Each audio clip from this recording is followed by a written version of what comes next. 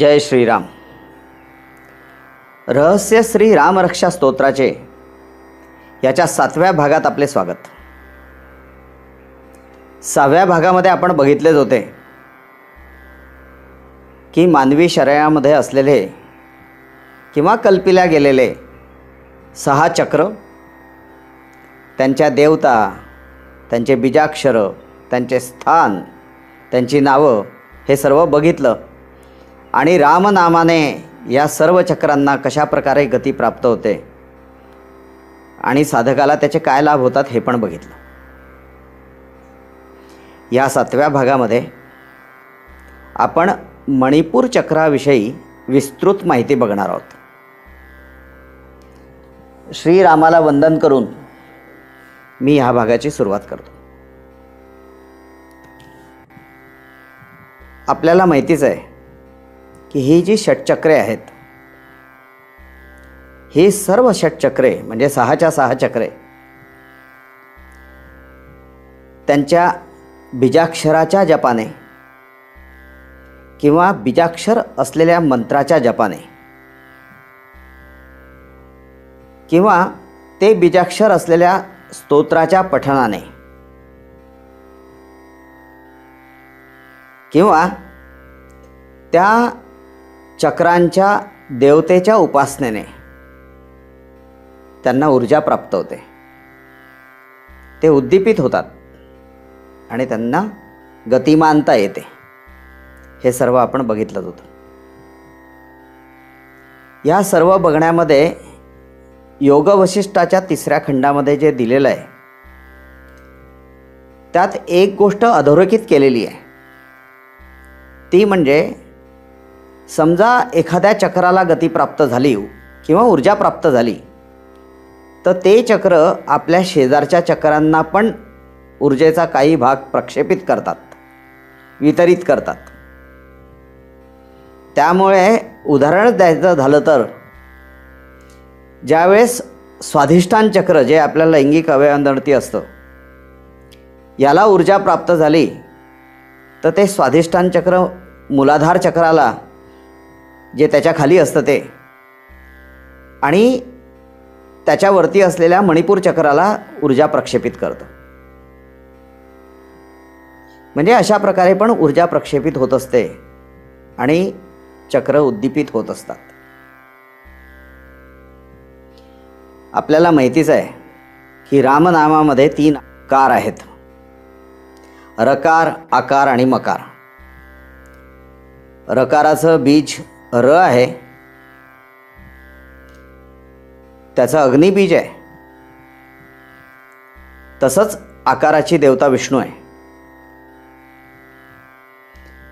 श्री रामरक्षा स्तोत्र म्हणताना साधक जेव्हा रकार म्हणतो त्यावेळेस रकार हे बीज असलेलं आणि अग्निबीज असलेलं जे मणिपूर चक्र आहे या मणिपूर चक्राला तात्काळ ऊर्जा मिळते आणि ते चक्र उद्दीपित होतं. तसंच जेव्हा साधक आकार घेतो, आकाराची देवता आहे विष्णू. तीच देवता स्वाधिष्ठान चक्र आणि अनाहत चक्रांची पण आहे. त्यामुळे आकार घेतल्याबरोबर ह्या दोन्ही चक्रांना ऊर्जा मिळते आणि ते दोन्ही चक्र गतिमान होतात. जेव्हा ही दोन्ही चक्र म्हणजे स्वाधिष्ठान चक्र आणि अनाहत चक्र ऊर्जा प्राप्त करतात ते त्या ऊर्जेचा काही भाग त्या दोघांच्याही मध्ये असलेल्या मणिपूर चक्राला पण प्रक्षेपित करतात. हे सर्व सांगण्याचं कारण म्हणजे जेव्हा साधक श्री रामरक्षा स्तोत्र म्हणतो तेव्हा त्या रामरक्षेमध्ये 75 वेळा असलेले रामनाम आणि 317 वेळा असलेला रकार याने मणिपूर चक्राला सारखी ऊर्जा प्राप्त होत असते. वारंवार ऊर्जा प्राप्त होत असते, सतत ऊर्जा प्राप्त होत असते. आणि जर कधी आपण तौलानिक अभ्यास केला इतर 5 चक्रांचा मणिपूर चक्राशी तर असे लक्षात येतं की संपूर्ण रामरक्षा स्तोत्र म्हणून होईपर्यंत सर्वात जास्त ऊर्जा साठलेली असते ती मणिपूर चक्राजवळ. हे लक्षात घेतल्यानंतर साहजिकच प्रश्न पडतो की प्रबुद्ध बुधकौशिक ऋषींनी असे का बरे करावे? 6 चक्रांपैकी जास्तीत जास्त ऊर्जा मणिपूर चक्रालाच मिळाली पाहिजे, यासाठी 75 वेळा रामनाम आणि 317 वेळा रकार का आणला असेल? या प्रश्नाचं उत्तर शोधणं म्हणजे एक प्रकारे रहस्य शोधून काढणे आहे श्रीराम रक्षा स्तोत्राचे. हे रहस्य शोधताना आपल्याला अजून एका प्रश्नाचं उत्तर मिळणार आहे. ते म्हणजे आपण ह्या मालिकेतल्या दुसऱ्या भागामध्ये बघितलं होतं की रामरक्षा कशी म्हणावी, आणि त्यातली एक संहिता असं सांगते की श्री रामरक्षा स्तोत्र म्हणत असताना साधकाने आपलं लक्ष पूर्णपणे नाभिमंडलावर जवळ असलेल्या मणिपूर चक्राशी एकाग्र करावं किंवा केंद्रित करावं. हे का बरं म्हटलं असेल याचं पण उत्तर आपल्याला याच्यातून मिळणार आहे. तर ते आपण उत्तर शोधण्याचा प्रयत्न करू. हे उत्तर शोधताना आपल्याला काही ग्रंथांचा आधार घ्यावा लागेल. ते म्हणजे पातंजल योगदर्शनाचे 2 खंड, त्यानंतर छांदोग्य उपनिषद, शिवस्वरोदय शास्त्र आणि योग वसिष्ठाचे 6 खंड.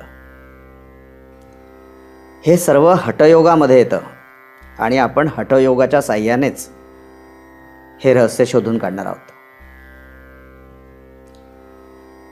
उपरोक्त ग्रंथांमध्ये जी काही माहिती दिलेली आहे त्यात विस्तृतपणे नाभिमंडलाविषयी आणि मणिपूर चक्राविषयी पण माहिती दिलेली आहे.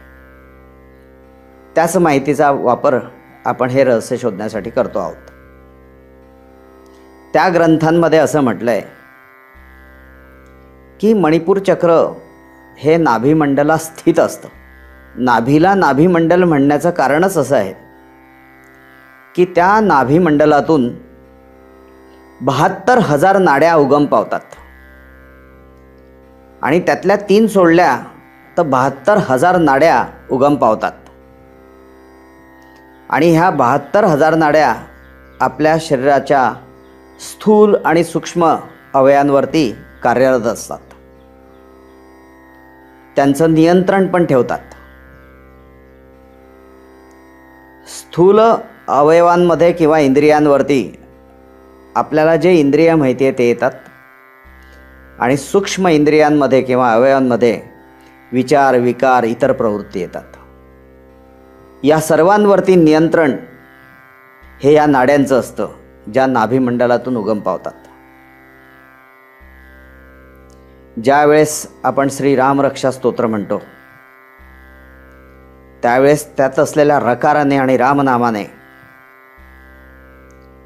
मणिपूर चक्र प्रचंड प्रमाणात ऊर्जा प्राप्त करते आणि ही असलेली ऊर्जा मणिपूर चक्र ही नाभिमंडलाकडे प्रक्षेपित करतं. ती प्रचंड ऊर्जा जेव्हा नाभिमंडलाला प्राप्त होते त्या क्षणीच ती ऊर्जा सर्व नाड्यांमध्ये वितरित केल्या जाते आणि ह्या ऊर्जेमुळे नाड्यांचं अंतर्बाह्य शुद्धीकरण होतं. हे नाड्यांचं शुद्धीकरण होतं एवढंच नाही, तर नाड्या ज्या ज्या अवयवाशी किंवा इंद्रियाशी निगडीत असतात त्या अवयवांचं किंवा इंद्रियांचं दोषमुक्तीकरण पण होतं. त्यांचे दोष निघून जातात, ते दोषमुक्त होतात अवयव किंवा इंद्रिय. आणि ही सर्व क्रिया निव्वळ घडते ती मणिपूर चक्राने नाभिमंडलातून उगम पावणाऱ्या सर्व नाड्यांना दिलेल्या ऊर्जेमुळे. आता बघा, जी ऊर्जा नाड्यांमार्फत इंद्रियांपर्यंत गेलेली असते. त्या ऊर्जेमुळे साधकाला आरोग्य तर प्राप्त होतं, कारण अवयवांचे दोष नाहीसे होतात म्हणून. पण या नाड्या ज्या इंद्रियांचं नियंत्रण करतात, ते नियंत्रण काहीसं साधकाच्या ताब्यात येतं. कारण ज्यावेळेस ही ऊर्जा प्रक्षेपित केल्या जाते, त्यावेळेस त्या नाड्यांवरती पण नियंत्रण करणं हे साधकाला शक्य होतं. म्हणजे एक प्रकारे इंद्रियांवरती पण नियंत्रण स्थापित करू शकतो तो साधक श्रीरामरक्षा स्तोत्र म्हणत असताना. ह्या इंद्रियांच्या नियंत्रणाला अध्यात्मात इंद्रिय दमन म्हटलेलं आहे. आणि हे जे इंद्रिय दमन आहे, ही मोक्ष प्राप्तीची पहिली पायरी आहे. म्हणजे आता दोन गोष्टी लक्षात यायला पाहिजे. एक म्हणजे नाड्यांना ऊर्जा प्राप्त झाल्यानंतर आपल्या जवळपास सर्व अवयवांचं, स्थूल किंवा सूक्ष्म अवयवांचं किंवा इंद्रियांचं शुद्धीकरण होतं, आरोग्य प्राप्त होतं.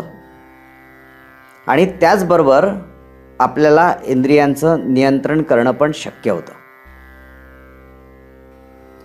अजून एक घटना घडते या काळात. ते म्हणजे मणिपूर चक्राला जेव्हा गती मिळते, त्यावेळेस मणिपूर चक्राच्या सभोवतालीच्या सगळ्या अवयवांचं दोषमुक्तीकरण होतं.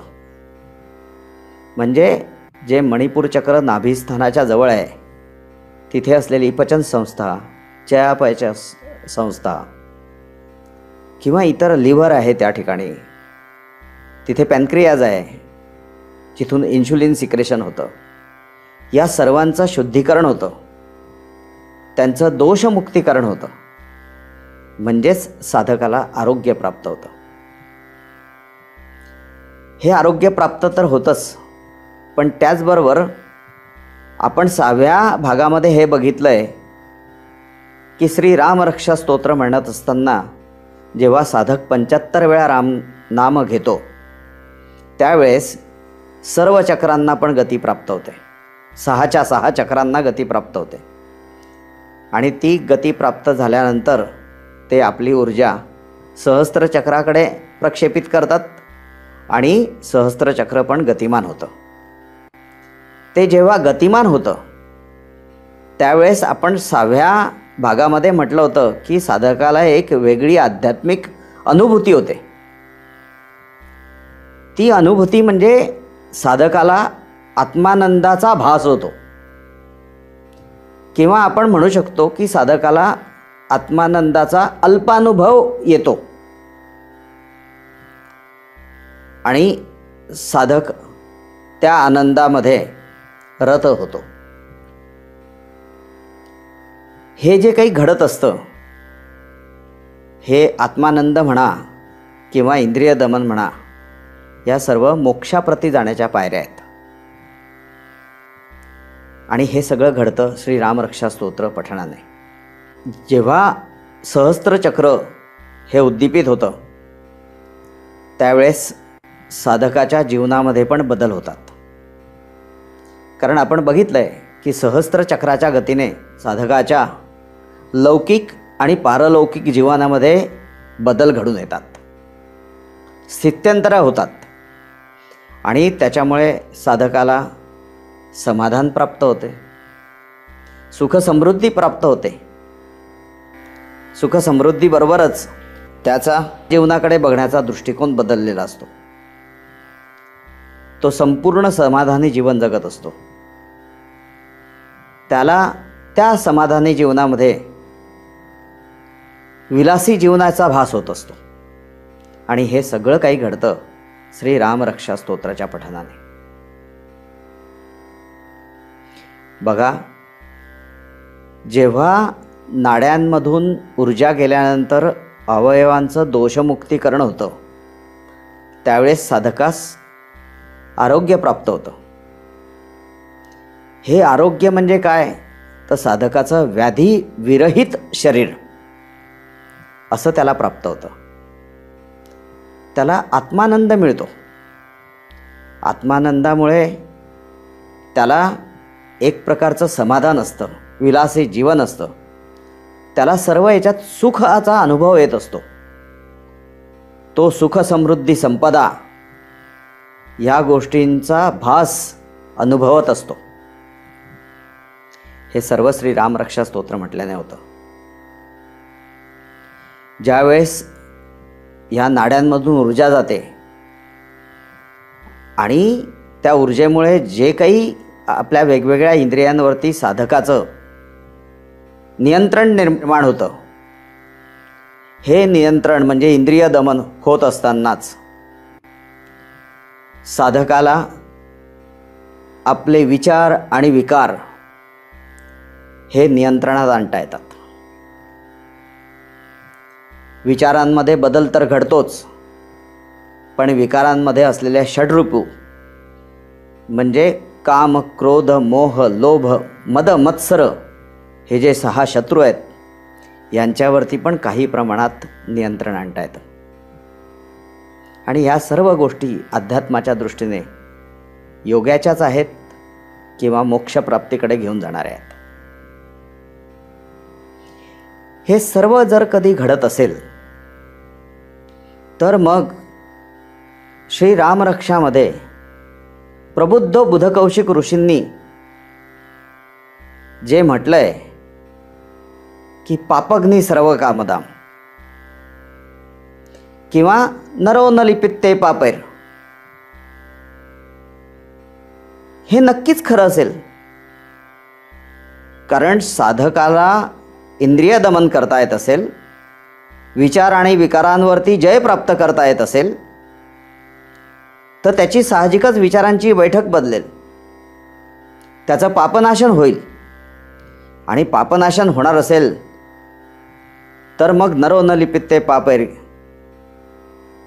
किंवा पापग्नी सर्व कामदाम, ह्या 2 ज्या फलश्रुती वजा ओळी बुधकौशिकांनी दिलेल्या आहेत, त्या खोट्या कशा असतील?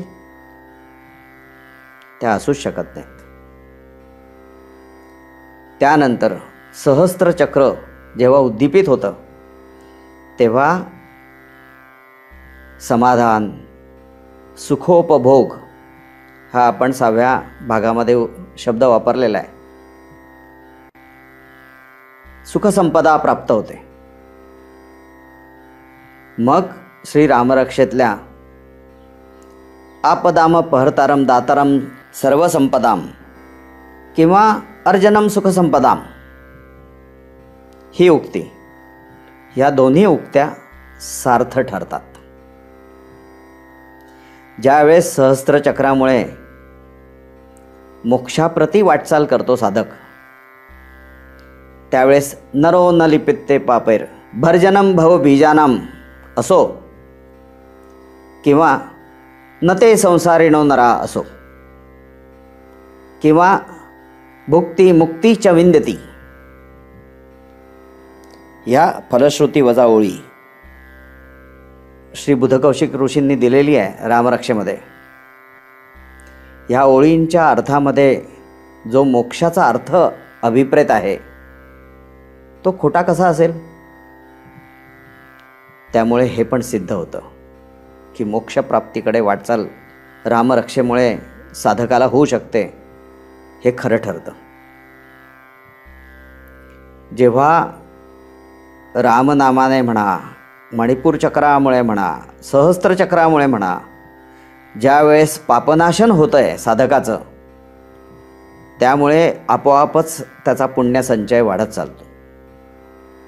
साधकाचा जेव्हा पुण्यसंचय वाढतो तेव्हा श्री रामरक्षा स्तोत्रामध्ये दिलेलं अश्वमेधाधिकम पुण्यम ही उक्ती खोटी कशी समजावी? असूच शकत नाही.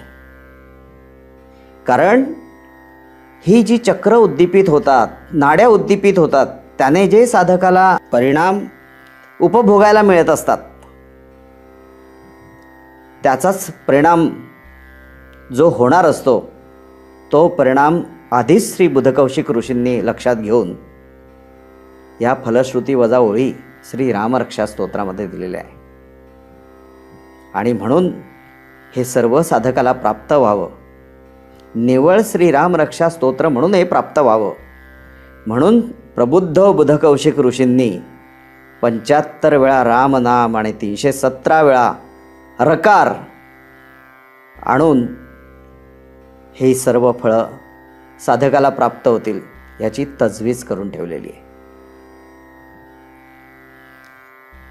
त्याचबरोबर आपण रामरक्षा कशी म्हणावी या संहितेमध्ये जे बघितलं होतं की श्री रामरक्षा स्तोत्र म्हणत असताना साधकाने आपलं लक्ष मणिपूर चक्रावरती केंद्रित करावं. त्याचं कारण पण तेच आहे. जर कधी आपण आपलं सर्व लक्ष केंद्रित करतो एखाद्या ठिकाणी,